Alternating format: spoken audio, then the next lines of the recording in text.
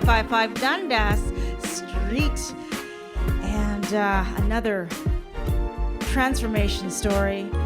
We have author and motivational speaker, health advocate, the author of the book of hepatitis C. Please welcome Marsha Lecour to the show.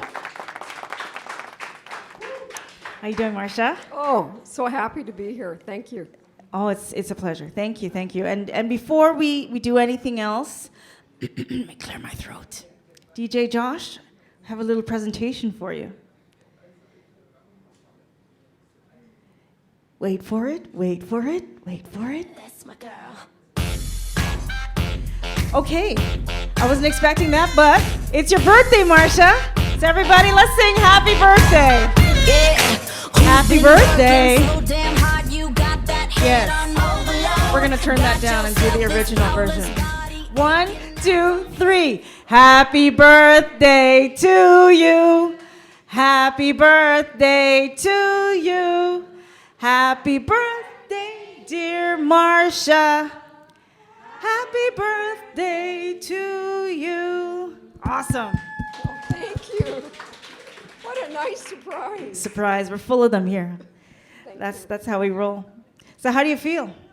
Feel great. You feel great? Yes. Yeah? Marsha, you've got an incredible story, and can you share that time in your childhood when you had that pivotal change? You were in an emergency situation, and something happened that changed your life forever. So when I was born with a heart condition called patent ductus arteriosus, which means that there was an opening in the heart.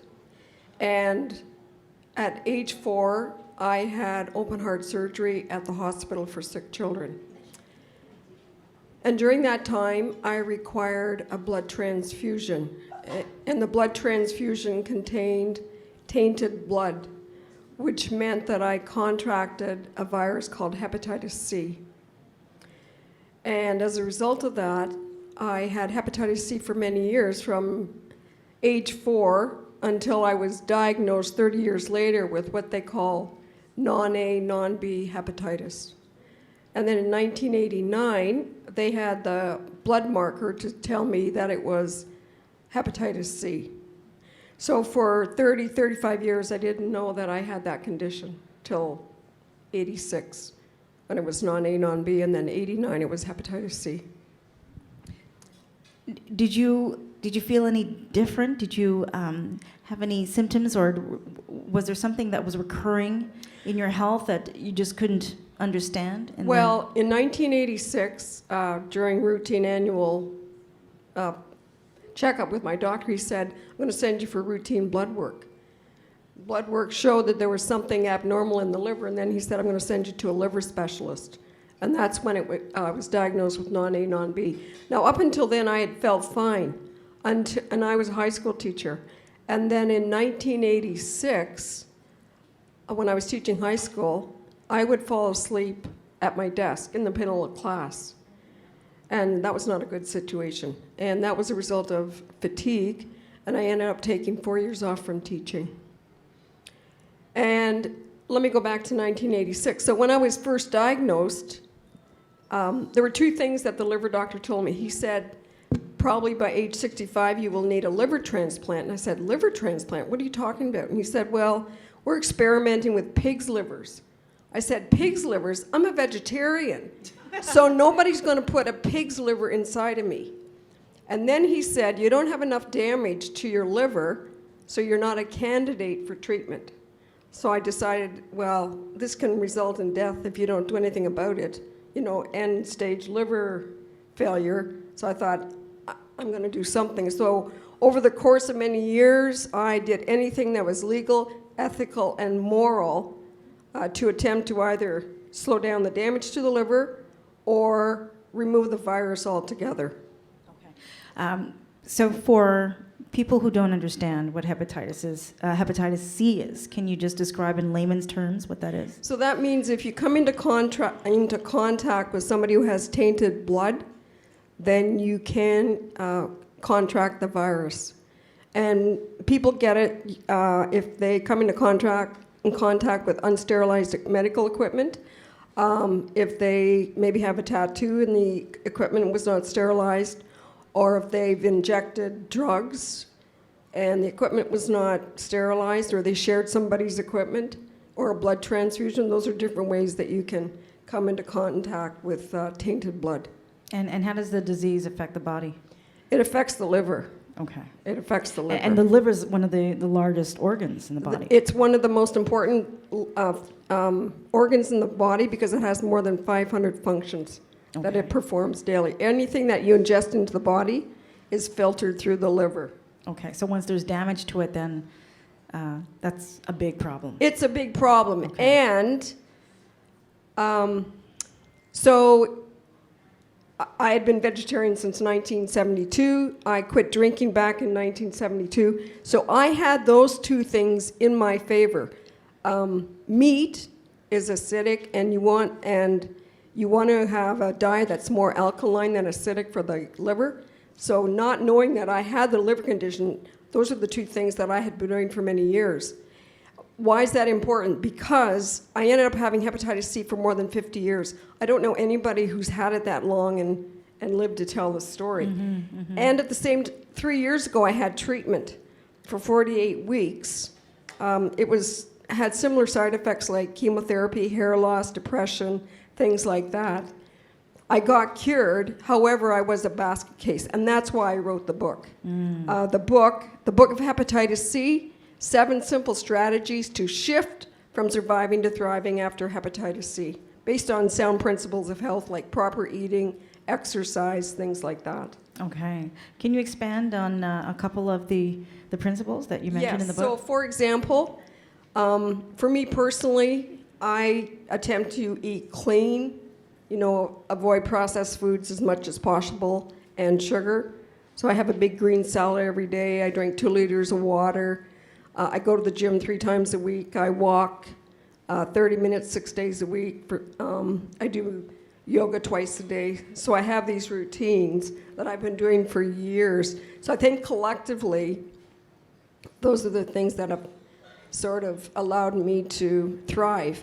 One other thing I want to mention, before treatment like cancer, there are 4 stages of cancer. There are 4 stages of damage to the liver. Before treatment back in 2014, I was F4, which means the most damage to the liver, and right now I'm F1. People can go from maybe F4 to F3. I've never heard of anybody going from F4 to F1. Wow. Yeah, so I think collectively what I've been doing, something's working. And even though I'm at F1, I have cirrhosis. I don't know if just cirrhosis it's a result of the hepatitis C. I am cured of hepatitis C. I have cirrhosis. It's in my intention to see if I can get rid of it. I don't know if it's possible, but I'm doing everything I can.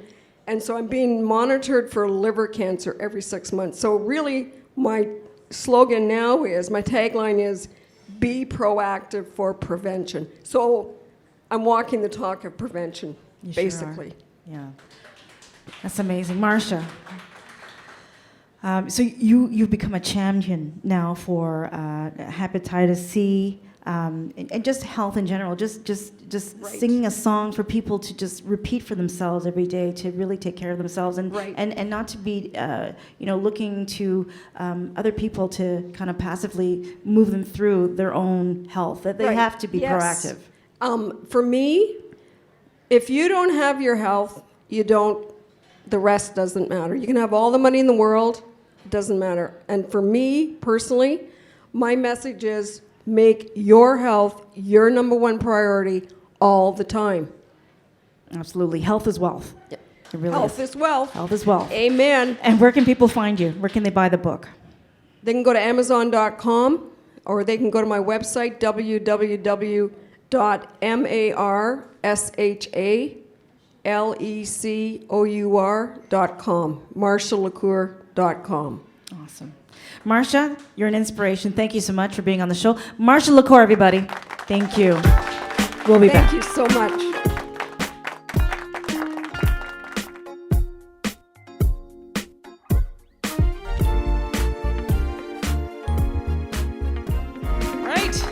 Thank you for joining us here at the Nikki Clarke Show.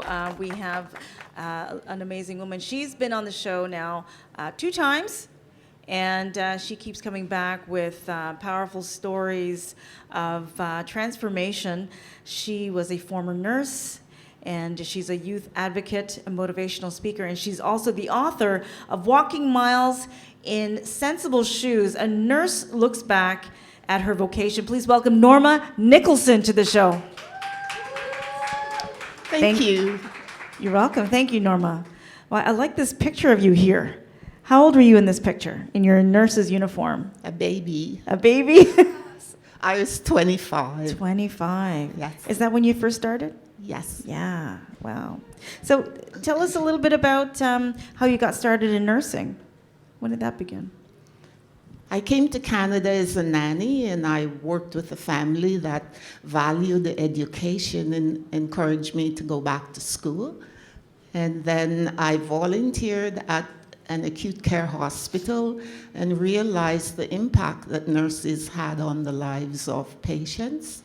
So that had me wanting to become a nurse. Okay. Now you've got a really interesting story.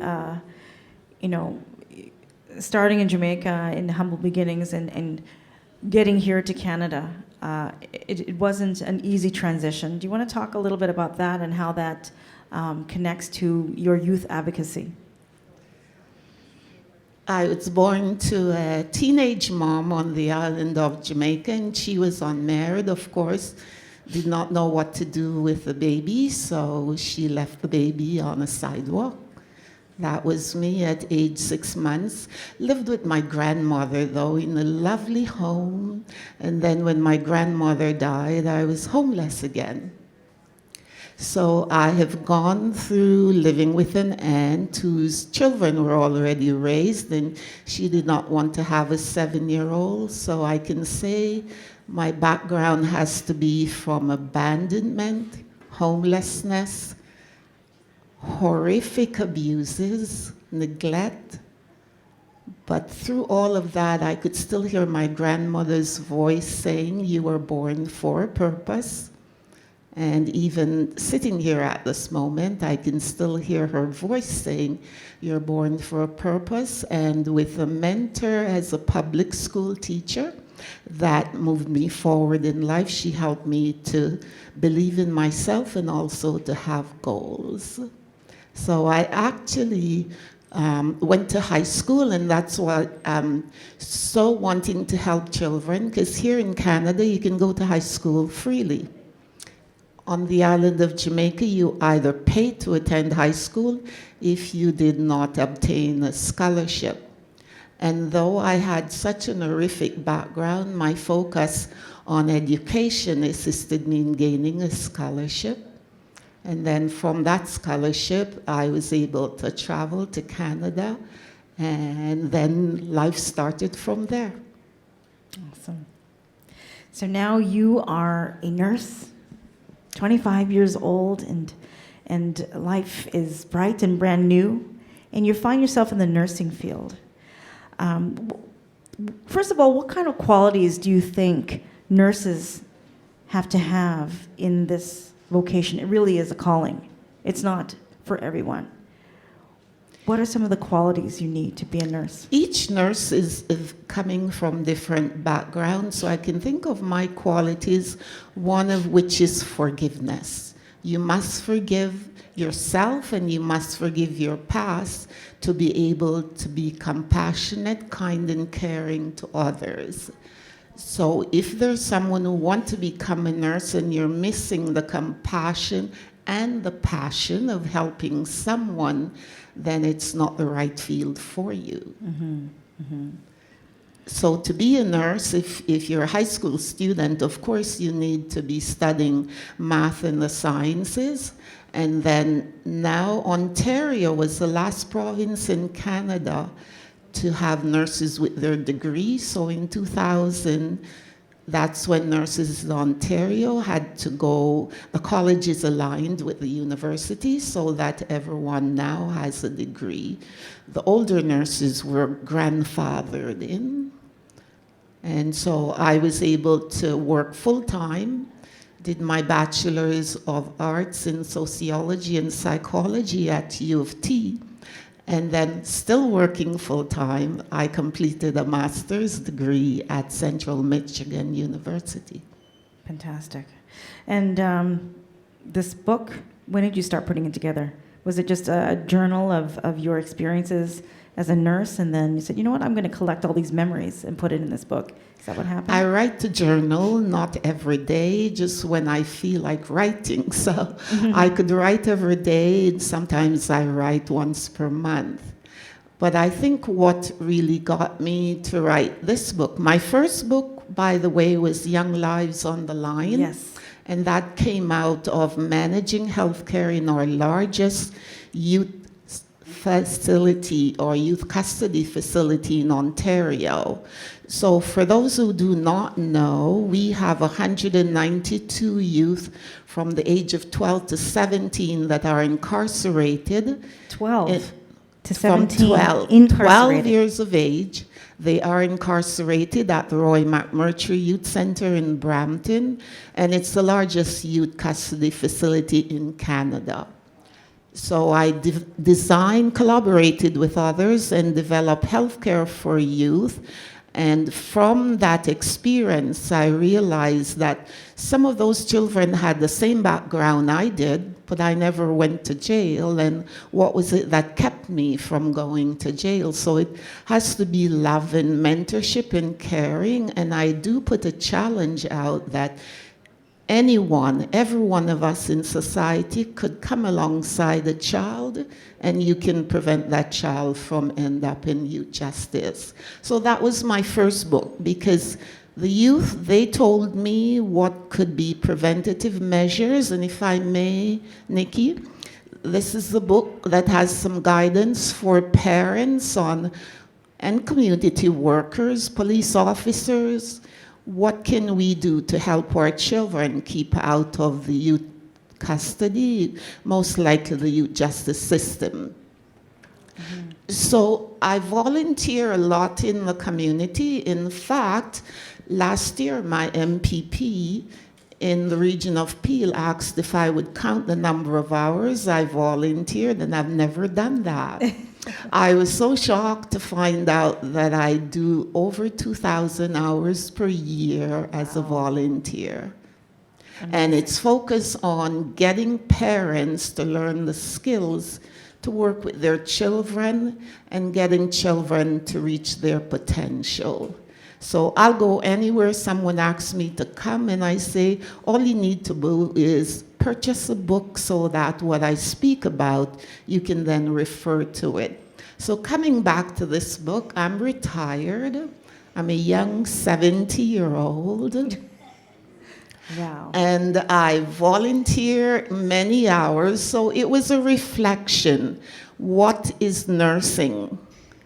What are some of the ups and downs? What are some of the sad stories? And what are some of the happy stories?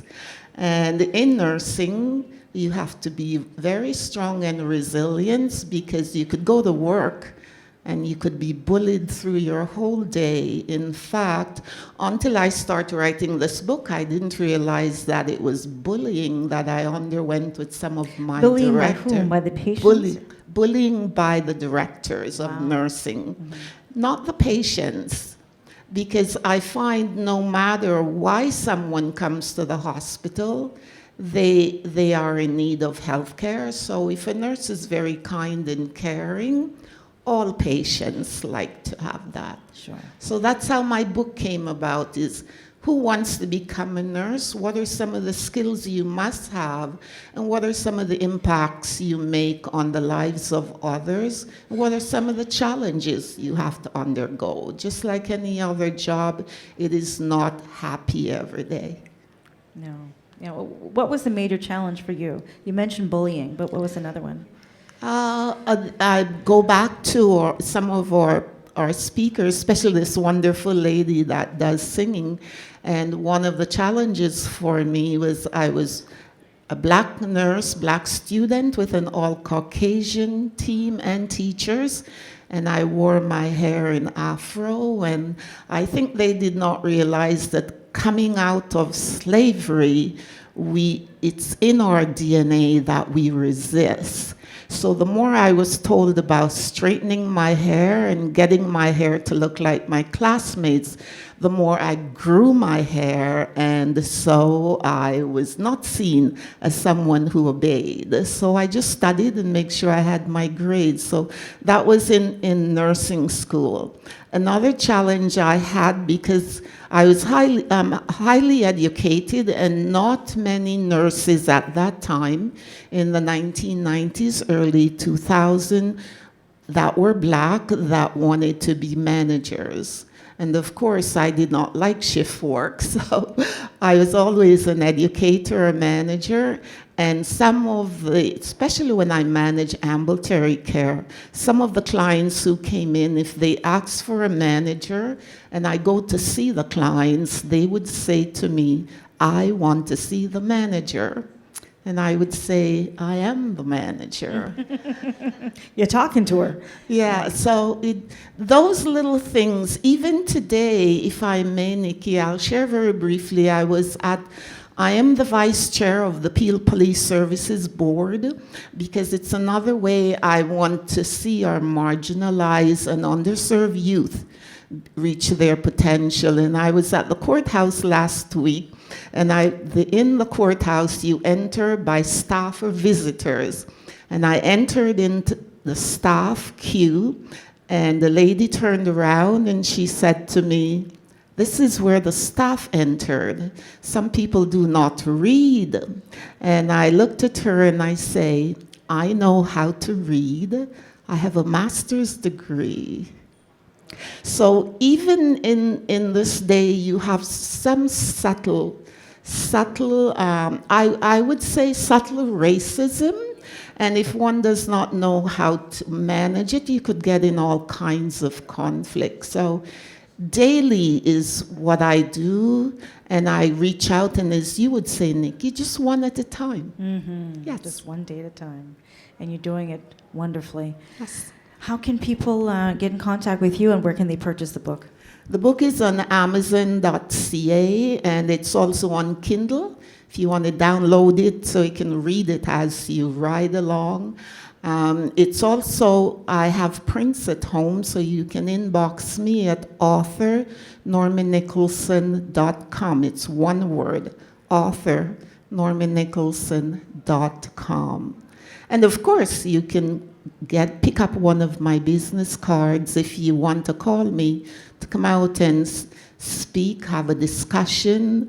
I have sat on floors, desk benches, and I just want to pay it forward, because every day I'm so happy to be alive. You are, and you're an inspiration for so many. And I'm excited that we're going to be writing a book together. Yes. We have a book coming out called "Transforming Lives One Story at a Time," and Norma is one of the co-authors of the book, sharing a time in our life of pivotal transformation. And I'm really excited to unleash that book in the summertime and share a little bit of myself as well. Thank you, Nikki, because perhaps folks do not know that the first time I met you was when I facilitated a workshop on what can we do to help marginalized children, and Nikki was my MC for that day. And it was a great experience, Yes. yeah. And I hope we can have another one soon in the future. Thank you. Because it was a phenomenal day. So I just want to thank you. Norma Nicholson, thank you so much for being here.